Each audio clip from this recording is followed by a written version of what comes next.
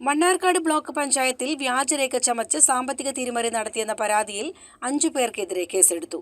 മുൻ സെക്രട്ടറി ഉൾപ്പെടെ 5 പേർക്കെതിരെയാണ് കേസെടുത്തത്. ബ്ലോക്ക് പഞ്ചായത്ത് മുൻ പ്രസിഡന്റ് ഉമ്മു സൽമ നൽകിയ പരാതിയുടെ അടിസ്ഥാനത്തിലാണ് കേസെടുത്തത്.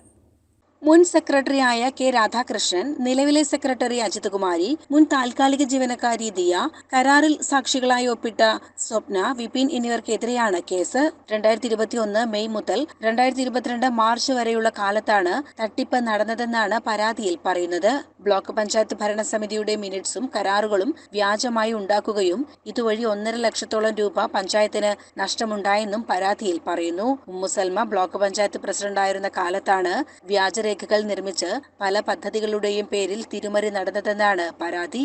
പോലീസിൽ പരാതി നൽകിയിരുന്നെങ്കിലും കേസെടുക്കാൻ കൂട്ടാക്കിയിരുന്നില്ല. തുടർന്ന് പരാതിക്കാരി കോടതിയെ സമീപിച്ചതോടെയാണ് പോലീസ് കേസെടുത്തത്. CCN മണ്ണാർക്കാട്.